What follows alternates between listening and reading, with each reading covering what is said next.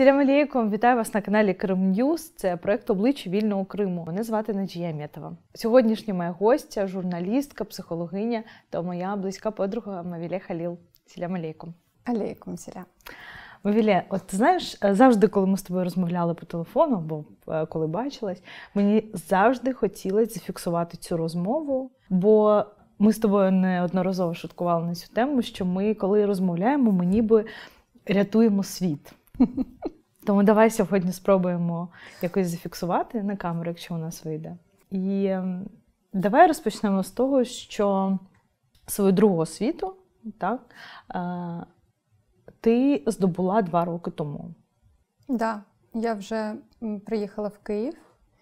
І, чесно кажучи, я її здобула, тобто вирішення вступити було досить випадкове, тому що мені здавалося, що отримувати другу вищу освіту в цьому віці, в якому я була 4 роки тому, це занадто наче, тобто ці стереотипи в мене ще працювали. Але моя подруга, яка завершувала 4-й курс бакалавра університету Шевченка, вона вирішила продовжити навчання саме в магістратурі психології. І вона каже, ну давай подамо документи разом. Я кажу, та ні, на що мені то треба? Ну, ти ж давно хотіла, тебе ця тема цікавила. І ми подали документи, і так вийшло, що я вступила. І це був дуже цікавий досвід в тому сенсі, що я не прагнула цього там прям дуже-дуже, в мене не було хвилювання. Я подумала, що окей, якщо я не вступлю, нема питань. І я зрозуміла, що ця легкість, з якою я віднеслася до цього, і ця довіра Богу, вони допомогли мені зробити цей крок. Значить, він повинен був бути. І 2 роки я навчалася в університеті Шевченка на спеціальності клінічна психологія. А що це? Це якась нестримна жага до знань, чи це все ж таки пошук себе? Мені здається, що люди, які вже в зрілому віці обирають психологію, це все ж таки і жага до знань, і можливість бути корисним, і пошук сенсів, і пошук ролей про те, де ти і як можеш бути корисним. Але мені здається, що взагалі історія про освіту у кримських татар – це теж історія про травму. Я думаю, що ми про неї багато сьогодні будемо говорити. І це історія про те, що батьки, які не змогли реалізуватися самі в своїх професіях, і вимушені були стояти на ринку. Я дуже добре пам'ятаю ці історії, коли там на ринку в 90-ті роки стояли професори, доктори наук, лікарі, вчителі. І вони не змогли стати тими, ким вони могли стати потенційно, бо в них був дуже важкий шлях повернення. І один з поінтів, які вони артикулювали нам, в нашій сім'ї це було дуже активно проговорювалося з дитинства, що треба вчитися. Ну да, твоя сестра має, до речі, теж 2 освіти. Да. Я навчаюсь 2-й раз в університеті. Це травма, да? Мені здається, в нашому, може, в зрілому віці це вже в тому числі і вибір більш свідомий. Я думаю, що друга професія, яку ми отримуємо вже в більш свідомому віці, це все ж таки і про вибір, але навчатися, оця жага до знань і потреба ставати кимось, це дуже важлива штука для кримських татар. Але мені зараз здається, що це трошки таке криве дзеркало, тому що не завжди освіта і отримання вищої освіти – це показник того, що людина там гарний спеціаліст. Мені здається, що нам треба переформатувати цю історію в те, що ми повинні стати професіоналами у тому, що ми робимо. Ти в школу пішла в 5 років. Як так сталося? Так, я пішла в школу в 5 років. Чесно кажучи, я просто задовбала батьків. Тому що я не ходила до дитячого садку. Я росла у великій родині, ми жили з бабусею і дідусем. І в мене там старша сестра, молодший братик. І це все виховувало нас, в принципі. Да? Тобто не було потреби ходити в дитсадок. В нас була вулиця, де були там мої однолітки, з якими ми гралися і все таке інше. Але старша сестра ж ходила вже до школи. Читати я навчилася досить рано. І зараз я розумію, що це не дуже добре, але окей, вже як є. І мені здається, що це не був якийсь примусовий процес, тобто мені хотілося це робити, тому що коли мама повела мене в школу, мені було 5,5 років, і директорка сказала, що ми не можемо взяти дитину в 5,5 років, у нас там з 6 починається програма. І мама казала, вона вже щось знає, вона вже щось вміє, і я кажу, я можу розповісти віршок. І вона каже, давай. І мама вже потім десь в 11 класі на випускному вона це згадувала. Вона каже, я очікувала, що зараз Мавілє почне розказувати, там, наша Таня громко плаче, умовно. А я почала розказувати Константин Сімонов «Жди меня». І здивована була не тільки директорка, але й моя мама. Це для неї теж був сюрприз. І тоді директорка сказала, що давайте у якості експерименту ми візьмемо її, але якщо в неї не буде виходити, то, почекати доведеться ще рік до 6,5. І я пішла таким чином в перший клас, і все склалося дуже добре, бо ця жага до знань була привита ще батьками. І, в принципі, таким чином, все склалося. Ти зараз розповідаєш про школу, як ти пішла, а я взагалі візуал. Я це все малюю у собі в голові. І мені зараз дуже хочеться послухати про Холмовку. Місце, де ти росла, де ти народилась. Да, я народилася, я дуже вдячна батькам. Я дуже вдячна Богу за те, що я народилася в Криму. І історії про Центральну Азію для мене – це просто історії про заслання, про депортацію, про життя моїх батьків, дуже непросте. І я дуже вдячна батькам за те, що вони подарували мені таку круту річ, як народитися в Криму. І селище, яке тато обрав, Заланкой, він був там першим кримським татарином. І це теж було випробування, але мені здається, що всі пройшли його достойно, бо мешканці села, які на початку там шукали у тата третє око, хвіст або ще щось, потроху почали звикати і навіть допомагати. Бо, наприклад, маму в пологовий будинок віз наш сусід, дядя Петя. Досі товаришуємо з родиною. Він допомагав татові на початку. Заланкой – це неймовірне місце. Мені взагалі здається, що стереотипи щодо селищ, вони дуже невиправдані, тому що в нас була дуже крута школа, яка дала мені можливість вступити на журналістику в ТНУ Вернадського. І взагалі сама атмосфера в селищі, вона інша. Бо ти бігаєш селом, ти ростеш серед гір. І я зараз більш за все, я розумію, що мені не вистачає цього середовища, гірського саме. Навіть коли був період, коли я дуже сумувала за Кримом, але не мала змоги туди поїхати, я поїхала в Карпати, тому що мені потрібні були гори. І в нас досить була велика родина, і досі є, просто всі розбіжалися вже, але рости в такій родині – це багатство, тому що в тебе є досвід літніх людей, в тебе є люблячі батьки, в тебе є атмосфера неймовірних літніх вечорів вдома з родиною. І це, я іноді порівнюю це там з родинами, які показують в італійських фільмах, бо ми дуже галасливі, в нас завжди дуже багато гостей було. І ця атмосфера, вона, звісно, формує цінність родини. І я думаю, що у кримських татар через те, що великі сім'ї, через те, що дуже міцні зв'язки з родичами, ми саме поринаємо в цю атмосферу сімейної цінності, і ми розуміємо, що нема нічого кращого за цю атмосферу. Нема нічого, що робить тебе багатим, як родина. Ви голосливі, тому що ви судакські? Да. Бо ми теж дуже голосливі, тому... Ти сказала, що коли твої батьки переїхали в Крим, перший час люди шукали у тата твого третє око. І в нас є взагалі оця травма, знаєш, що ми якісь ось не такі, де б ми не були. Я думаю, що це совокупність факторів. По-перше, кримські татари 250 років, останні 250 років нашої історії. Це історія зазвичай пригнічення. зневаги і багато інших речей, втрачення своєї сили, величі там, і все таке інше. Депортація стала просто кульмінацією цього процесу. І, на жаль, колективна травма працює таким чином, що людина, з якою це сталося, вона відчуває сором і провину. Я писала дипломну роботу саме з приводу колективної травми, і дуже багато досліджень, які мені попадалися, це дослідження саме колективних травм ХХ століття, це Голодомор, Холокост.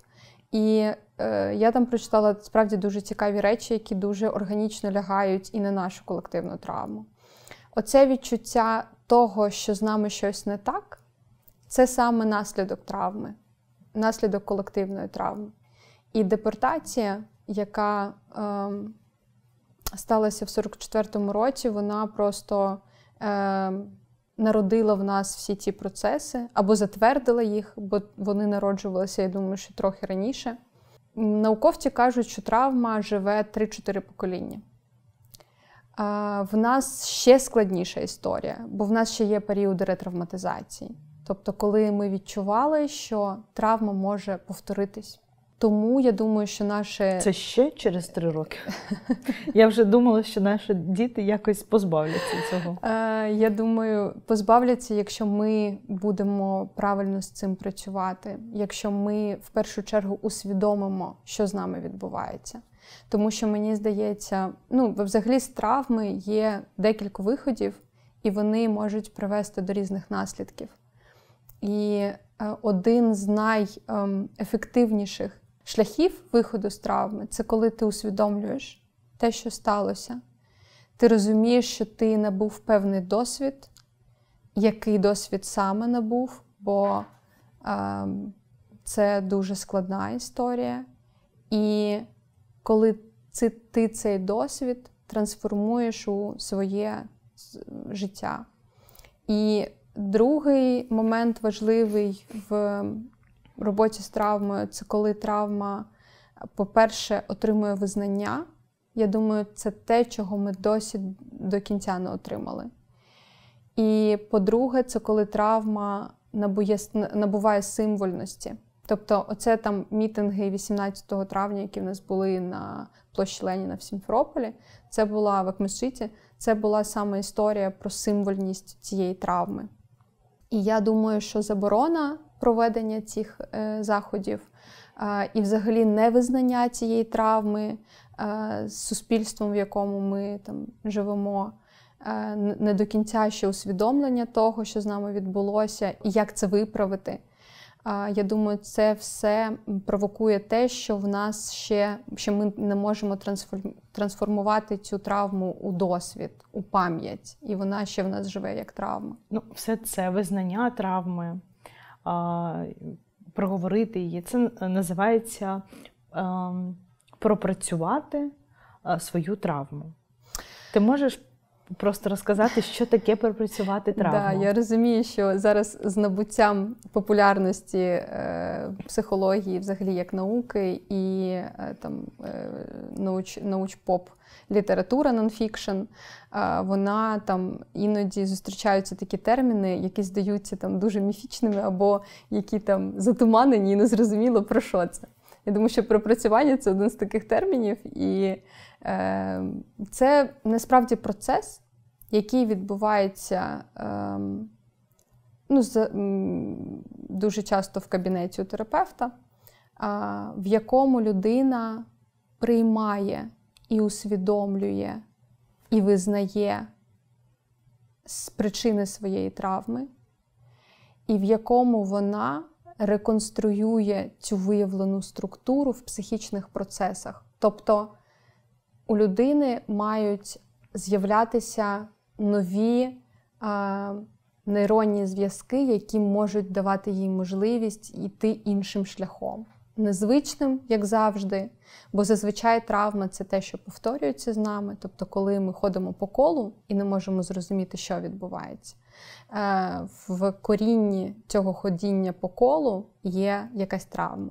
Так, а в чому різниця, спитають тебе? Ми можемо, не знаю, все своє життя ходити так, один одному розказувати свої якісь болячки, проблеми, плакати, висловлюватись. Знаєш, це цікава така штука, коли я писала про травму і про колективну травму, і про те, що ми зараз теж переживаємо не дуже простий досвід, який теж може в майбутньому стати для нас колективною травмою. Мені сказали, люди образилися і сказали, самі ви там травмовані, розбирайтеся зі своїм, ми не такі. І оце питання визнання і усвідомлення – це перший крок.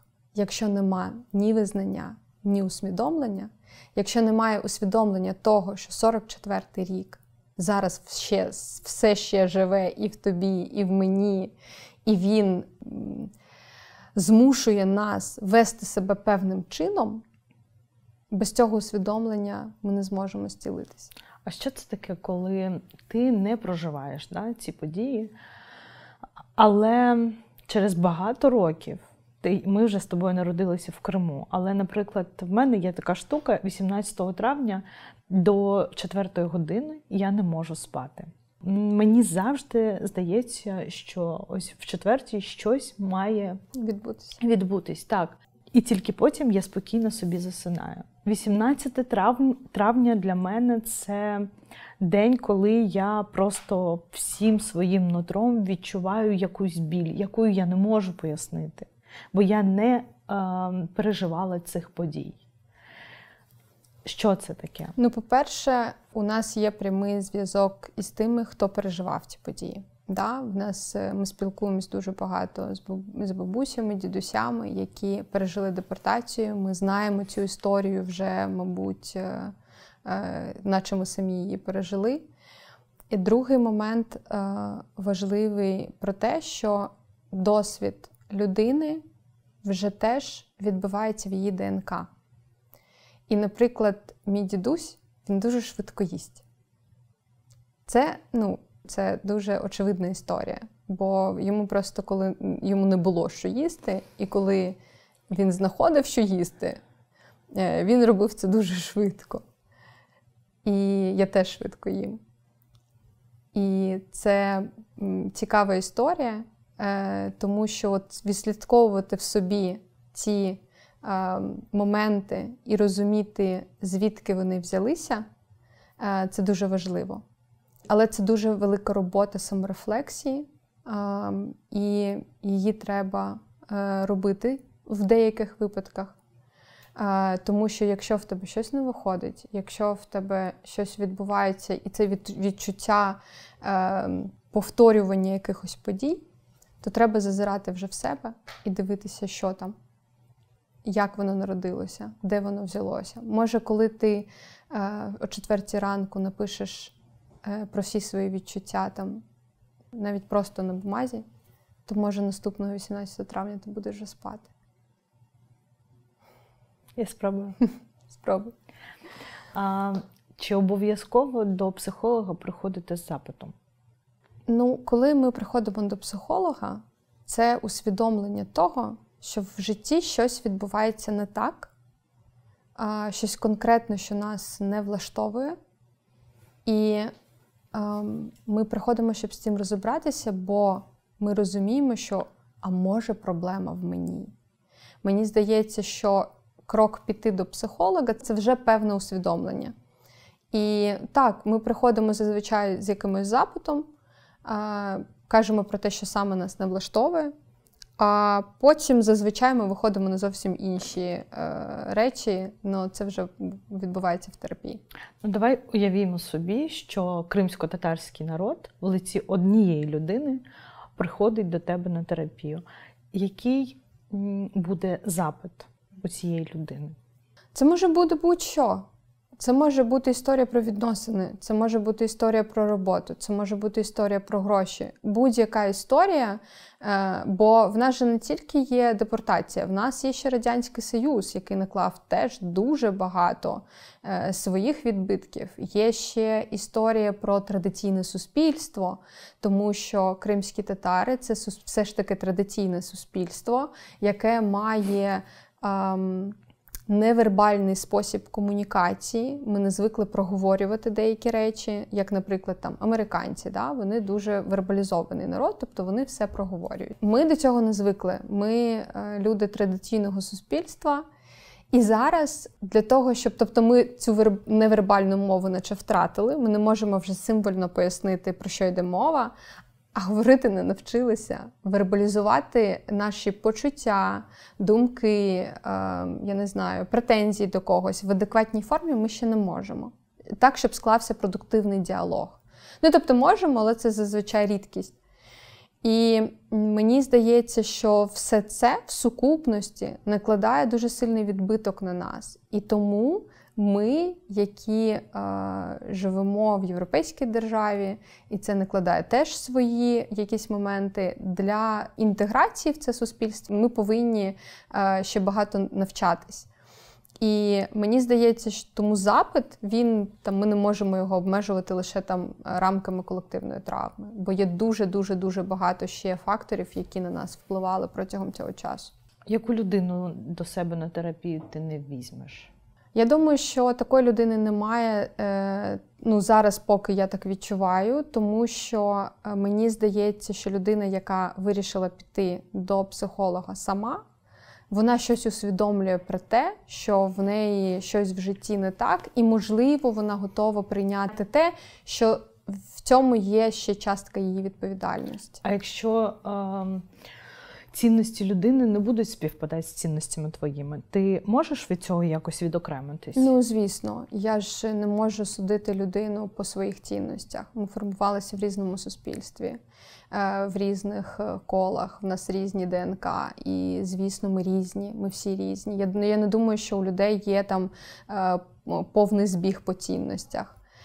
Так, звичайно, коли ми обираємо собі там друзів, людей, з якими ми будуємо стосунки, ми намагаємося обрати тих людей, з якими в нас спільні цінності або схожі цінності. Але коли це робота, це зовсім інша історія. Ну і по-друге, якщо ми будемо говорити, що людина там живе по якихось там мені неприйнятних умовах або робить щось, що я не можу прийняти, це ж не моя історія, це її історія, і вона має з цим розбиратися. Я просто можу їй в цьому, можливо, допомогти. Але не як людина з набором цінностей, да? А як психотерапевт, психолог.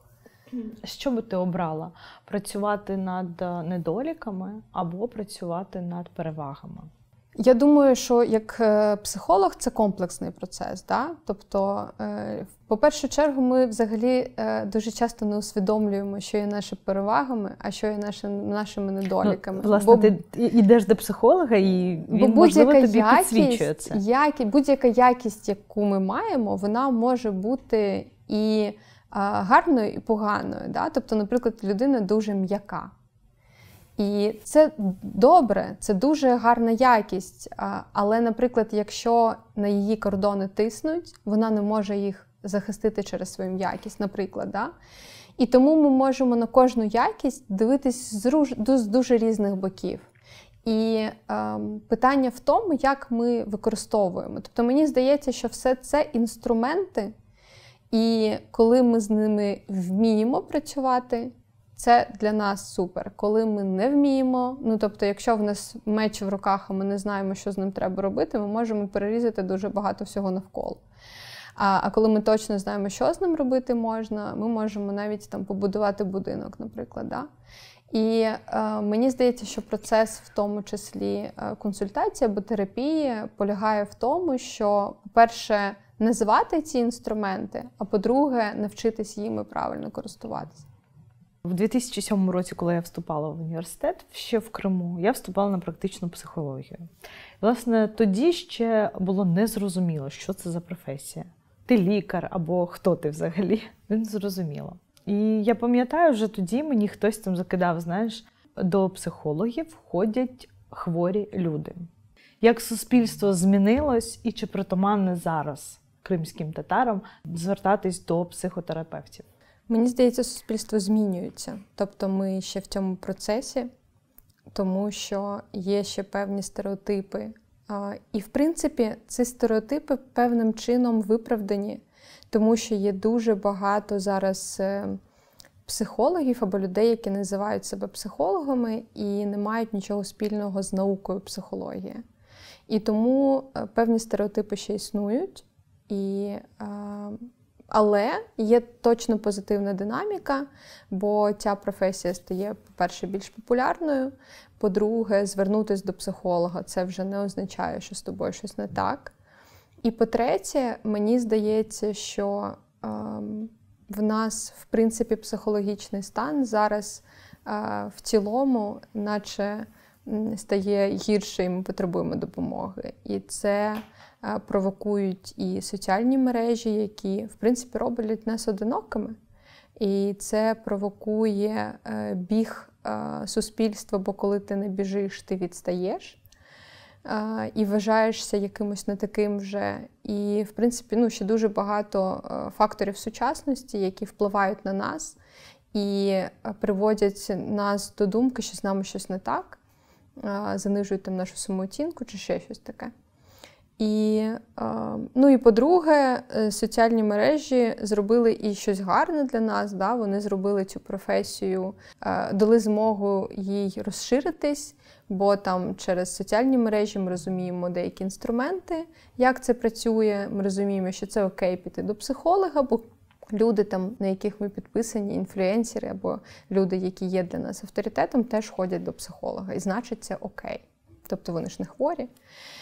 Тому, в принципі, мені здається, що ці кордони зараз вже розмиваються в сенсі там стереотипів і в сенсі міфів про терапію. У кримських татар, в принципі, як і у всьому суспільстві, це теж відбувається.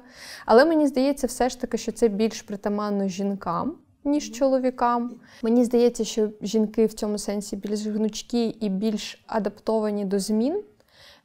І, в принципі, я дивлюся, що, наприклад, опанувати нову професію, да, і там швидко змінити спосіб життя або щось таке інше, це все ж таки більше притаманно жінкам, ніж чоловікам. Це суб'єктивно, я не читала досліджень з цього приводу, це така суб'єктивна моя думка з приводу того, що я бачу навколо себе. І мені здається, що все ж таки кримськотатарські чоловіків, їм ще більш притаманна наша традиційна історія, і тому все, що нове, вони сприймають як вороже, і тому не готові пускати в своє життя. Але давай скажемо, що все ж таки кримські татари, чоловіки, є такі, які... Є. Я не кажу, що немає. Це просто тенденція, яку я вибачаю. Як на нас вплинула колонізація? І чи ми в процесі звільнення? Чи відбувається з нами ця деколонізація? Мені здається, що взагалі деколонізаційний процес – це те, що з нами має відбуватись. Але відбувається чи ні, мені важко сказати, бо ми зараз в такій ситуації, коли ще скинути з себе це ярмо не дуже легко. А по-друге, це вже, колонізаційні процеси відбуваються з нами вже більше, ніж 250 років. І відокремити те, що є нав'язаним колонізатором, і те, що є, власне, притаманним нам, вже трошки важко. Але, наприклад, дуже очевидно в питанні мови, в питанні релігійної належності, в питанні якихось традицій та звичок. От в цих речах можна прослідкувати певну очевидність деколонізаційних процесів. Тобто, коли кримські татари усвідомлять, що в них є власна мова, що ця мова спілкування може об'єднати кримських татар по всьому світу, що вона є наближеною до тюркських мов, і це не дає розуміння інших тюркських мов. Найголовніше – це усвідомлення, що це твоя рідна мова, і вона має цінність не тому, що вона інструмент для інтеграції в тюркський світ або для об'єднання діаспор кримських татар, а в першу чергу, що це є частина тебе. Це те, що тобі притаманно, має бути притаманно. Бо я не знайшла досліджень з цього приводу, але в мене є впевненість в тому, що мовне середовище, в якому зростає дитина, дуже важливе.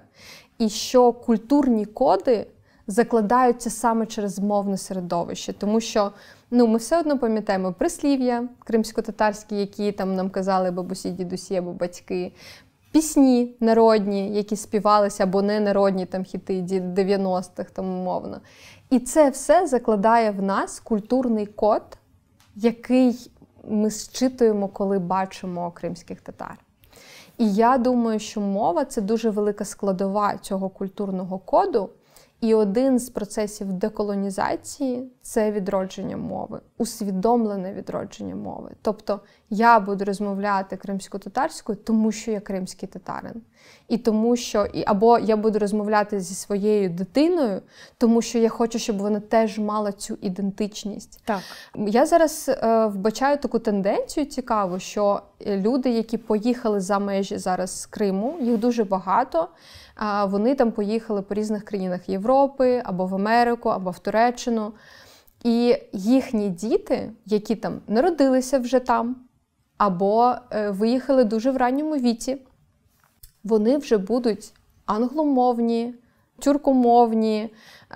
Переважно я дивлюся, що англомовні, тому що я дивлюся по тих дітях, вони вже намагаються розмовляти тією мовою країни, в якій вони живуть. Тобто російська перестає бути притаманною цим людям і переважно дітям. І, можливо, вони, коли підуть в школу, вони навіть вже писати російською не будуть вміти. І це окей. Але буде інша мова, да? Там англійська, німецька, будь-яка інша. І тому має бути одна мова, з якою вони спілкуватимуться з бабусями, дідусями, які залишилися в Криму, з тими, коли у них буде можливість поїхати в Крим, да, вони будуть спілкуватися в якомусь певному кримсько-татарському середовищі родичів, близьких там, і так далі. Якою мовою вони це робитимуть? То, може, це має бути кримсько-татарське, може, нам важливо це зараз вже усвідомити. Якщо ми будемо говорити взагалі про ідентичність, мене трошки лякає ця тенденція, що ми єдиним фактором ідентичності, який ми залишаємо собі, це те, що я усвідомлюю себе кримською татаркою. Так. Тобто і все. І нема більш ніяких факторів, які би казали, що я кримська татарка. Да? І мене це трохи лякає, тому що окей, ми ще усвідомлюємо, що ми кримські татари. Окей, може ще наші діти будуть усвідомлювати, і може цього буде достатньо. Але мені здається, що все ж таки цей шлях, коли ми єдине, що залишаємо як фактор ідентичності, усвідомлення себе кримським татарином, цього недостатньо, щоб це було притаманно там третьому, четвертому, п'ятому поколінню. Бо мені здається, що людина, яка там буде жити все своє життя і розвиватися далі там в Сполучених Штатах, наприклад, або в Німеччині, або там в Ісландії, в Ірландії, де завгодно, вона буде вважати вже себе частиною тієї країни, в якої вона живе. І, відповідно, вона буде, можливо, ідентифікувати себе вже якимось іншим чином. Тобто, мені здається, що ми все ж таки зараз маємо проговорити і виробити якісь фактори, які будуть визначати. Тобто, це такий соціальний договор. Ми маємо його створити, або переписати, тому що в нас він, в принципі, був, просто він вже втрачає свою актуальність, щоб ми розуміли, як ми визначаємо себе і один одного, за якими критеріями. Я хотіла з тобою ще поговорити про те, чи відчуваєш ти між кримськими татарами, які зараз залишились в Криму, та кримськими татарами, які поїхали, неважливо куди, в Штати, Туреччина, материкова Україна. Чи якісна в нас комунікація і чи є вона взагалі? Комунікація є побутова. Тобто, я дзвоню там, телефоную друзям, я розмовляю з ними про дуже різні теми, про те, що там, як вони себе почувають там. Але мені здається, що в нас з'являється прірва, і це зумовлено, в принципі, дуже об'єктивними факторами, бо в нас є різне суспільство, в якому ми зараз живемо, різні контексти, і це нормально, що ми стаємо різні. Питання в тому, як ми будемо це долати. І тому я вважаю, що цей фактор ідентичності, типу, що я просто усвідомлюю себе кримським татарином, він недостатній. Бо він не допоможе нам побудувати ці мости між людьми, які там залишились в Криму або які поїхали. Так само, як нам зараз дуже непросто вибудовувати мости з кримськими татарами Туреччини, з кримськими татарами Румунії. Бо, по-перше, в нас майже немає спільної мови. Або ми втратили, або вони вже менше використовують. І, по-друге, в нас дуже довго були різні контексти. І тому ми маємо розуміти, що, в принципі, пройде ще певний час, і кримські татари, умовно, Криму, і кримські татари, умовно, які проживають за межами Криму, це буде спілкування, як от зараз там воно відбувається із румунською або там турецькою діаспорами. І тому зараз ми маємо вже думати, як будувати ці мости, що ми можемо робити. Може, якісь спільні проекти. Нехай вони будуть мовні, культурні, історичні. Це може бути побудування якогось спільного майданчика, який може слугувати нам створенням цих розмов взагалі, про те, як ми відчуваємо один одного.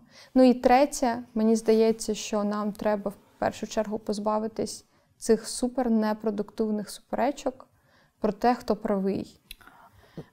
Тому що я для себе вирішила дуже чітко, що і їхати важко, і залишатися важко. Це однаково важкі рішення для кожного. І тому казати, що хтось обрав легкий шлях, що він там поїхав або що він залишився, це дуже суб'єктивно і це дуже необачно, мені здається. Тому що там, де ми маємо навпаки вибудовувати щось спільне, ми розділяємо ще більше. Ти сама, власне, підвела до цього. Я тут хочу перейти, знаєш, на дуже тонкий лід. Ти чула щось про київських кримських татар? Да. Мені взагалі, я хочу сказати, що мене лякає цей термін. Ну, тобто, оці географічні, топонімічні відокремлення і це бажання розділитися або встановити якісь межі між нами, ну це дуже погана історія. Вона деструктивна. Ми на цій історії не побудуємо нічого. Особливо, коли там ми передаємо відповідальність одній групі і залишаємо там іншу групу, або там вони там відчувають себе полишеними там, без уваги або без якихось ще факторів. І мені здається, що це дуже деструктивна комунікація, яку нам треба уникати, тому що вона не призведе ні до чого. Та й це не комунікація. Ну, це, знаєш, такі Ну, я взагалі помічаю в нашому суспільстві, особливо в інтернет-мережах. По-перше, в нас немає культури дискусії. Ми не вміємо дискутувати. Якщо ми маємо різні точки зору, ми починаємо просто сваритись. Так, або ображатись. Або ображатись. Другий момент. Ми зараз дуже ретельно ховаємось за ноунеймами. Тобто ми створюємо... З одного боку, я розумію причини цього. Да? Не все ти можеш написати з Криму там, під своїм ім'ям, умовно. Але коли ти дискутуєш і ображаєш, або в тебе там рівень дискусії просто дуже низький, і ти ховаєшся, наче ти не готовий нести за це відповідальність, це така дуже інфантильна позиція. І я вбачаю зараз в наших дискусіях дуже багато деструктивних елементів, таких як оце от невизнання, з ким я спілкуюсь. Тобто, я не розумію, да, хто там ховається за наприклад, да, набор букв якихось. Другий момент, що, в принципі, культури дискусії в нас немає. Ми не можемо відокремити там, людину від там, її якихось дій там, і так далі. Тобто, коли ми починаємо дискутувати, ми обов'язково щось пригадаємо тій людині, що було в минулому, наприклад. Хоча дискусія взагалі не про це. Да? Тобто ми не вміємо аргументувати свою позицію, і коли в нас закінчуються аргументи, ми починаємо переходити на образи. І це дуже, справді, це дуже низький рівень дискусії. Мені шкода, що в нас так, бо мені здається, що ми вже це все бачимо, і тому треба вже це виправляти. Але, на жаль, не приходить усвідомлення того, що від мене теж щось залежить. Тобто я теж учасник цієї дискусії. Да? Це в будь-яких відносинах, в принципі, які ми будуємо. Да? Так. Це завжди процес, який стосується всіх людей, учасників цих відносин. Відносно кримських татар, які живуть в Криму. Ти відчуваєш себе за щось винною перед ними? Та ні. Ні. В мене точно немає почуття провини. По-перше, все, що я роблю, я намагаюся робити в тому числі, щоб це було корисно для кримських татар. Нехай це будуть там 1, 2, 3 людини, але це буде корисно для них. По-друге, мої рішення там, поїхати, наприклад, воно теж було обумовлено тим, що я можу набути такі навички, які потім будуть корисними мені в роботі там, з кримськими татарами, наприклад. І тому в мене взагалі нема відчуття провини, ніякого. Бо я навіть не розумію, через що я маю його відчувати. Ну, знаєш, чого я спитала, власне, тебе про це, бо в якийсь момент я зрозуміла, що мені нав'язується почуття провини. Взагалі, знаєш, неусвідомлено це робиться. Ну, наприклад, ти не розумієш, як тут важко. От ти можеш, наприклад, щось там говорити, або, я не знаю, щось там написати. А я не можу. Бо я в таких обставинах, ти в інших. І я ніби така думаю, так. Ну, знаєш, в мене тут є інший аргумент. Ти можеш приїхати до себе додому і побути рядом зі своїми батьками? Я зараз не можу. Ти можеш піднятися на чотирдах, а я не можу. Так. Ти можеш поїхати в Судак, а я не можу. Ну, тобто, знаєш, якщо тут вибудовувати діалог про можливості, які там є в нас, чи є в них, ну це теж знову, знаєш, рівень дискусії просто... Я коли читала Едіт Еву Егер, її книжку «Вибір», мені дуже сподобалася фраза. Вона написала, що немає ієрархії страждання. Ми не можемо знати, як людина відчуває біль. І ніхто не може знати, як я відчуваю біль. І тому порівнювати, що я страждаю більше, а там хтось менше, або там ті, хто поїхав, вони там дуже щасливі, а я отут нещасний, або навпаки, я поїхала, в мене нема там якихось можливостей, я така нещасна. Це дуже така інфантильна історія, бо немає ієрархії. Знаєш, коли ми ходимо до зубного лікаря з однією цією ж проблемою, ну тобто больовий поріг у нас дуже різний. Да? І комусь там болить, якщо просто доторкнутися, а комусь можна сверлити, і йому там окей. Да? І ми не розуміємо, кому як. Ми не можемо відповідати за іншого, кому як. І так зі стражданням. Ми не можемо сказати, що там хтось страждає більше, хтось менше. Це несправедливо. Бо ми не відчуваємо того, що відчуває інша людина.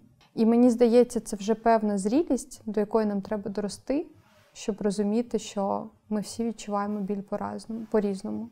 І це у кожної людини відбувається дуже, дуже, дуже особливо, дуже унікально. Якщо б я тебе попросила закрити очі і зараз уявити собі просто шматочок Криму якийсь. Зараз, мабуть, такий період, коли на вершині Демірджі починають розпускатися крокуси.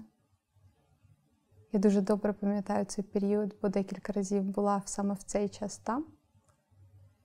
І оцей духмяний запах кримських трав, я його не забуваю ніколи.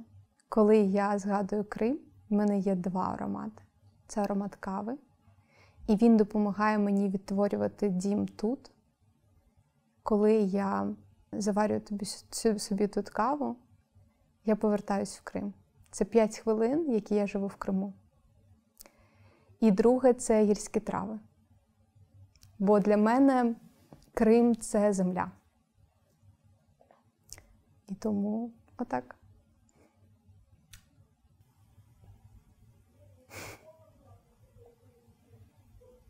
Дякую тобі за цю розмову. Дякую тобі. Чохсаго. Сенсао.